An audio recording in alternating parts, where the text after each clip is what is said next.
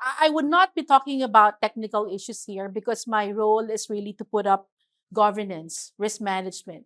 So I know all of you are practitioners, professional in terms of cybersecurity and IT, but I think there's one thing that I need to emphasize. Governance is always the missing link. Now, our topic is very important because we talk about beyond compliance. We talk about compliance being our minimum standard. A lot of us were looking at cybersecurity in the past with a regulatory lens. Oh, I need to pass this audit. I need to be able to remediate the issues, particularly if you're from the banking sector, any of those publicly listed companies. But at the end of the day, that is not our goal.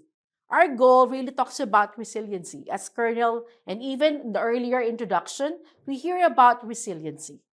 But how do we build a resilient organization? Again, its bottom line is governance. So it's quite a bit in terms of the action plans. So we talked about awareness and moving towards executive action. Being aware is good, but taking the action is another one. Colonel mentioned something about getting the pillars done, but the question is, do we mobilize them? Being aware doesn't, satisfy what we need to do. So we know for a fact that the threat landscape has been evolving quite significantly. We'll talk about that very quickly. Why do we need to move from beyond compliance to a strategy talking about resiliency? And of course, the executive support, the oversight. It's not just management, but we need to talk about the board. How do we interact with the board? Is it easy to talk to the board? Okay. Of course, a lot of challenges, challenging you in terms of assumptions. And of course, our way forward, being a professional in terms of cybersecurity and IT. Now, in terms of the threat environment, I would say that every 39 seconds, cyber attacks operate somewhere in the world. But can somebody tell us, for every 39 seconds, how many in terms of cyber attacks happen daily, globally? Any hunch? I'm gonna give some freebie here. What do you think is the daily number of attacks? 2 million? Average, it's very small. 50,000? 1 billion? Actually, we have about 200 million. Yeah. Average daily attacks globally. So just imagine, what is the attack speed of an adversary in terms of seconds? 34 seconds? 20? 12? 1 second. Actually, you're near. 27 seconds. Yes. How many seconds do we end up having to suffer ransomware? How many seconds for ransomware? How many seconds? 10? 1? 5? Actually, you're near. 14 seconds. Congratulations. So just imagine that kind of statistics. And of course, the number of impact in terms of financials, roughly about $5 million. And if you see, the increase in cyber incidents globally is coming from 15%, and now with the 2026, they have rise double. And at the same time, look at this, 90% of this really involves human element. Why is it? Because of social engineering. And that's one of the critical things we need to understand. Longer downtime, of course, the operations will be disrupted. What will happen? It will be costly for the organization. You lose your revenues, you incur penalties, and at the same time, you are now under public scrutiny. So majority of this have a very significant impact if we as cyber professionals are not doing the right thing.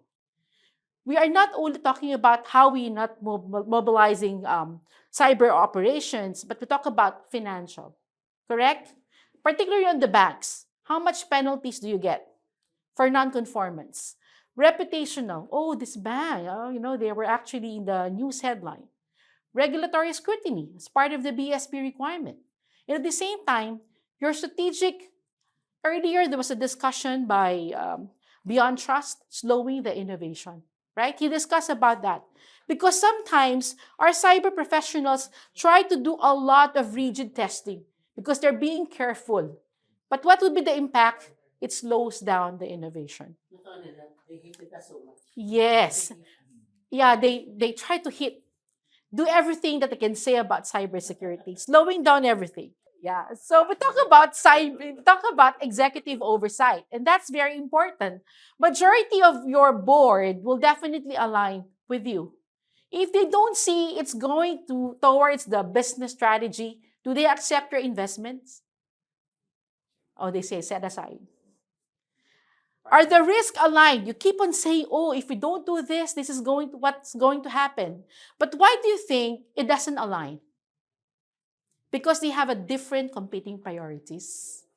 If that's why it's very important that any of our cyber professionals need to align when we talk to the board. And what is that? Talk about CCNI. Talk about customer confidence.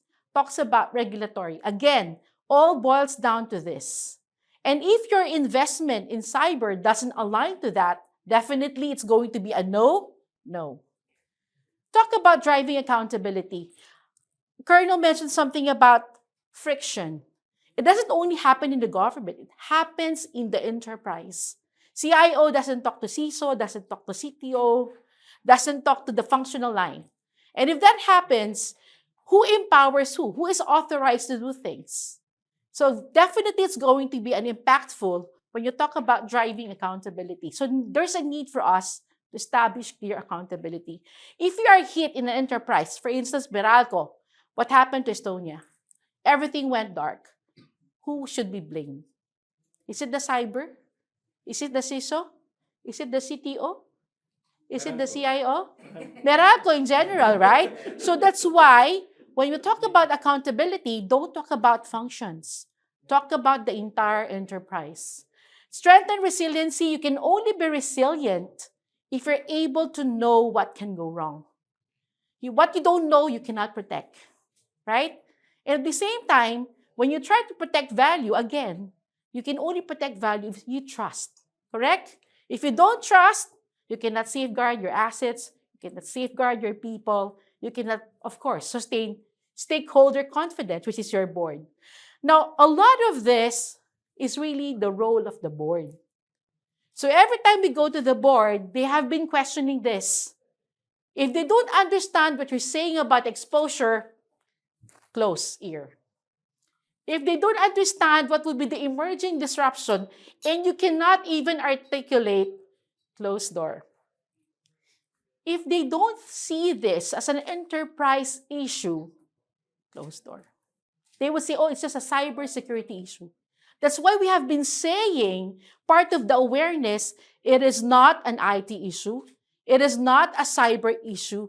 It is a business issue. That decision will boil down to whatever we feed to the board. And of course, we can only execute if they trust you. Right? Everything that happens here are the work of the board. They're very important. There's the oversight. But the disconnect between what do we perform as against what do they need to do is always the thing that we need to align. If all of this doesn't align, you always get a no answer. The board are the ones setting the tone. Do you agree? If you want to perimeter fence your investment for cybersecurity, you have to build up the right justification, correct? And they will set the tone, up to which, what would be the important factor? It depends on the risk appetite, and it depends on the risk threshold. Sometimes you have given so much massive explanations, justifications, but at the end of the day, you went out of the boardroom and say, it was not approved. You know why? Because it doesn't ring a bell in terms of the risk. And it doesn't even hit the threshold that they're looking for. But when you talk about the impact in terms of impact to the revenue, impact to cost, they will listen to you, right? Now, they oversee the strategy.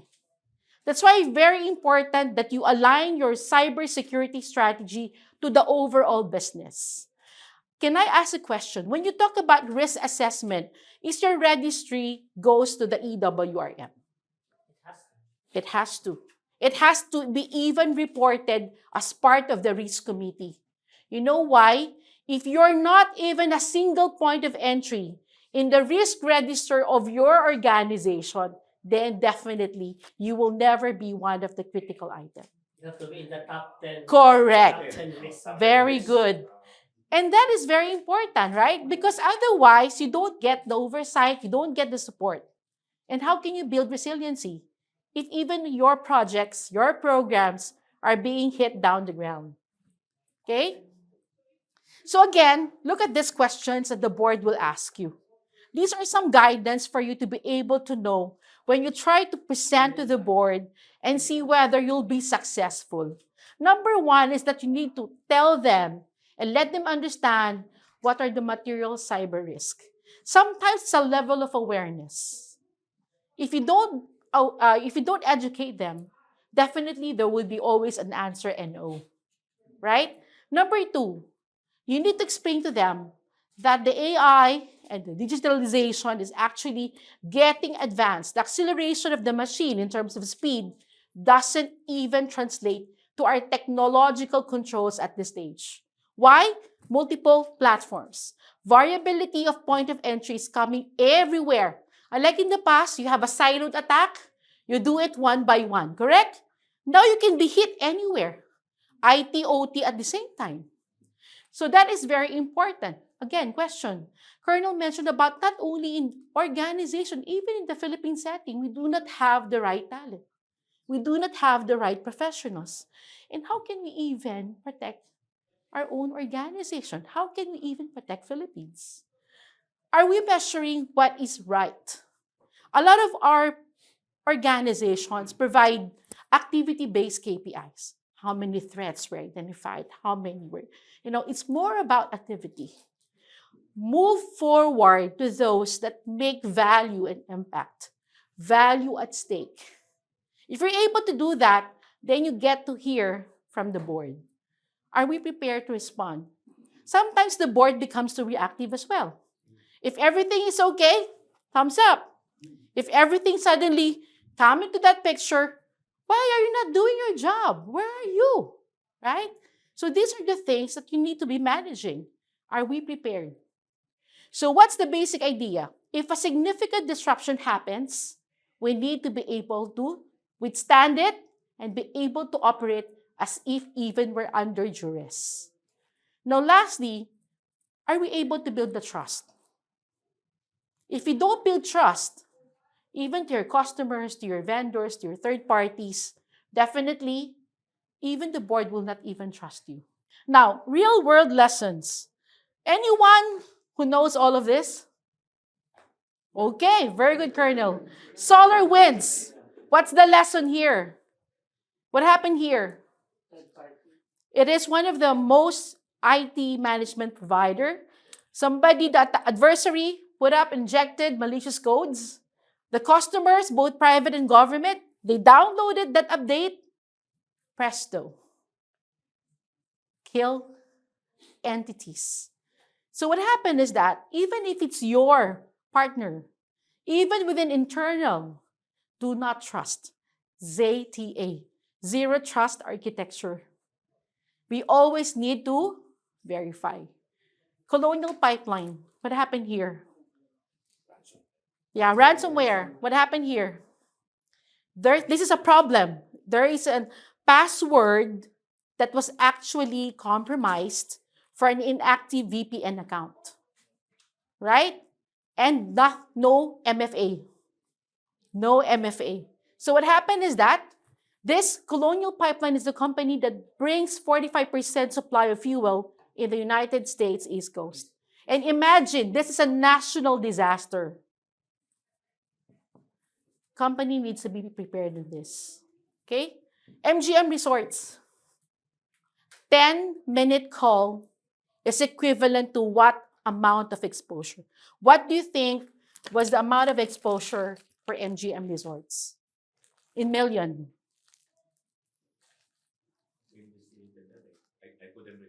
How many in million for the MGM? Any guess? In million. 50? 50? Higher? 500? Lower? 300? Lower? 115 year, 100 million. Just imagine that, guys. Change Healthcare is similar to the solar winds. It's an issue about MFA. And the CrowdStrike is not even a cyber attack.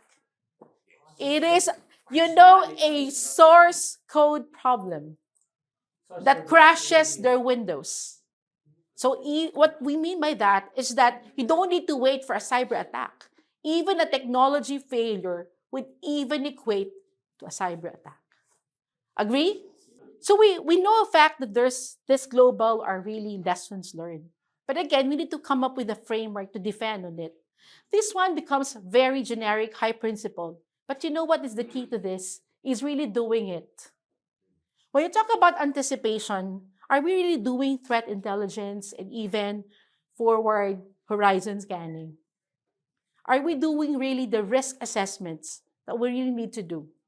Even putting up scenario planning. Tell me, in any of this room is really able to tell me the different scenarios that can happen in any of your organization. And whether this scenario have been presented to the board for guidance and for even for approval whenever this will definitely happen.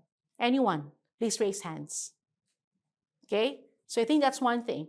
We know the principle behind it, but the way to carry forward is the issue. Number two, protect. Guys, design, they always say, design, be sure with security. But for me, I would want to go design for failure. Always try to think that you're not only putting up your security, but you're also trying to test what would be the design if it fails. So it's going to be a combination of the two. And again, you say zero trust is very important. Verification, validation, authentication. That's why I was very keen on understanding authentication. And continuous monitoring. You don't stop when everything is normal. Because once you're being hit, then that's the case. Respond. A lot of people would have playbooks, but are those playbooks being tested? We do not test when the incident happens. We need to test it even before. So very important, this readiness is important. Of course, you need to have detection, containment. All your tools or your applications will make sense. Nobody in human form can do that rapidly. Like you have a power kernel, Roland, you will have a critical vulnerability today. It has to have a tool, an application. And of course, if you have all of these resources, then you'll be able to effectively respond. Easier to say, but cannot be done. Because you know why? There are a lot of things that you need to talk about. Of course, the last one is improving, learning from the mistakes, recalibrating your processes, your methodologies. A lot of people always say people, process, technology. You have been hearing that. But I want to share with you a much more diverse to that. People and culture. That's why I've been talking about culture earlier. People, you have your resources, but if they are not security-minded in terms of culture, you lost everything. Process. You might have a very complete process, but if it's not well-governed, then you also fail. Technology, you can have the most, effective technology, but if your data is rubbish, you cannot also synthesize, analyze, right? And partnership. That's why I agree with Colonel earlier. The 6 ideal pillars really boils down to collaboration. Not only industry, not only your peers, but within the government. And of course, the regulation. Although we keep on saying it's not compliance, it is fundamental. Now, what are the key areas that we need to focus for this year? These are the 6 important items that I want to share with everybody. A lot of you knows this by heart, okay? Identity, access, resiliency. Talk about attack surface. You're looking now on hybrid platforms. You have remote access. You have the cloud. It is dangerous. Elevate your threat detection. Your adversaries use AI. They advance your vulnerability discovery. They scale up your social engineering. They can even advance phishing, right? And we use Excel sheet to inventory our. Correct. Correct. Alam ko Microsoft. And even our data, as I mentioned, is a very strategic asset. This is the one that they always exfiltrate. Resiliency. Always remember, continuity in terms of the business can only be done if we test it. We have a lot of very good BCP, DRP, but again, come on, guys. Are we really looking into it? Are we really testing this periodically? Are the tabletop exercises meaningful for the company? Because again, that depends on your assumptions, on your scenarios. But are we doing it the right thing? Daya na lang siya. Compliance, again. Empowering our people and culture. Again, I mentioned, we might have the right talent, but if they don't have the right culture, the right sense of security, people will shun away in terms of cybersecurity. These one are the key metrics. I would always say this as the key KPIs of survival. You need to have these KPIs to survive. As I mentioned, it should not be activity-based. It should be outcome-based. What impact would it bring in terms of business value to the organization? I won't be discussing much more of this, but there are 4 categories that you need to put into in your respective role. Risk exposure, how fast you detect and respond. How do you build your resiliency and continuity? And of course, this is the one I've been saying, governance. Don't forget the governance factor. Okay? So building a resilient enterprise talks about 6 important matters. These are all self-explanatory, but what I want to emphasize here, guys, is our adaptive capabilities. You need to adapt to whatever is happening. If you don't adapt, you're on the losing end. Right? And at the same time, learn. Learn from what you see globally. And I really agree with Colonel that there should be really a collaboration sharing. Because from that sharing, you learn. You know how to practically apply it. It may not be under your scenario planning today. But when you heard about it, oh my God, it might happen to us. Right? So this one is very important. Now, this is the board focus. You are part of the second line of defense. Cybersecurity is here. IT is here. Internal audit is here. So what we mean by defense, everybody has to take their own roles in defending our cybersecurity. CIO needs to do their job. CTO needs to do their job. Cyber would be on the second pipeline. But at the end of the day, it's going to be IA. That's why every time that there will be problems, the board will ask me, Melanie, why you didn't manage to see this? Because you know why? I am the third line. So it's very important that we work together. We will never be able to defend our organization if we're doing it by silo. Everybody has to collaborate, and the board needs to look on all of this aspect. Yeah, this is the path forward. What I just really want you guys to know is that the key success factors. Number 1, as I mentioned, you have to design the security, but again, design it by failure. Don't forget that aspect. People first. Getting the right people, getting the right tools is good, but getting the right culture is very important. Technology. You know, the adversaries are getting more brilliant. They're getting more, very strong in terms of what they want to do and attack. They learn from us too. Once they do espionage activities, they get to know exactly. And the level of reconnaissance that they have been doing is quite massive for so many years now. Resilient operations. It is a way for us to really test what we have. But you can only test if you have the right scenarios, if you have the right plan. Playbooks can be there, but it could be just like dead playbooks, right? And at the same time, governance. Always work with the board, always work with the committees where you are actually reporting. It could be an IT committee, a cyber committee. it has to be a committee that should be created. If not, then you have to report to the board. Are you reporting directly to the board every time that there will be cyber reports? The answer is quarterly. Very good. For the rest, is it yes or no? Monthly. Wow. Wow, that's good. Okay. So I think our commitment here, guys, on the last slide is that, of course, we can only do so to protect that if we work together. Okay.